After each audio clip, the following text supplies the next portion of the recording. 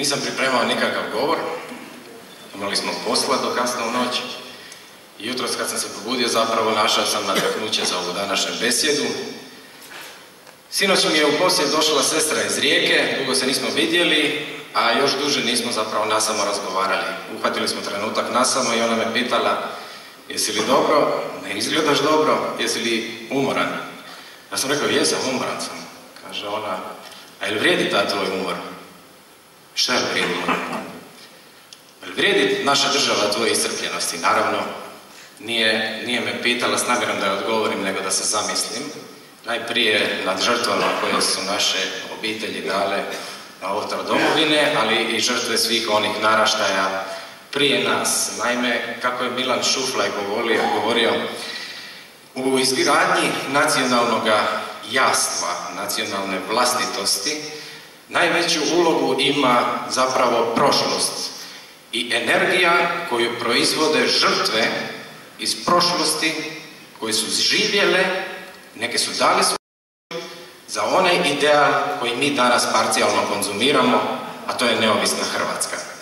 I ta energija nije neka apstrakcija, ta energija je zapravo vrlo lako mjerljiva. Ako hoćete, tom energijom mogu se razbiti okovi, može se razvaliti tamnica naroda.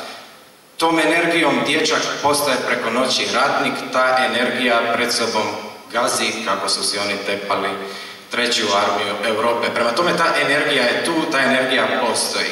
I svaki puta kad se umorimo, kad se iscrpimo u borbi za naš cilj, svaki puta kada klonemo, kada mislimo odustati ili kada gubimo vjeru u naš cilj, treba samo zgrabiti tu energiju, treba se sjetiti koliko je života dano za ovu državu, koliko je krvi proliveno za ovu državu, koliko je suza isplakano za neovisnu Hrvatsku.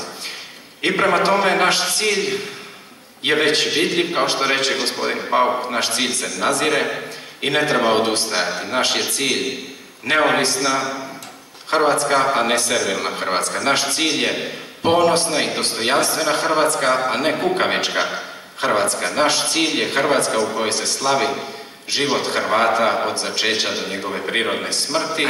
Naš cilj je Hrvatska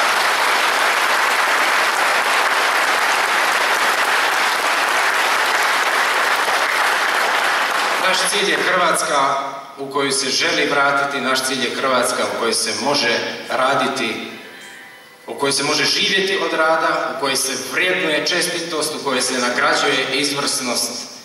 Naš cilj je neovisna Hrvatska u kojoj odlučuju samo Bog i Hrvati.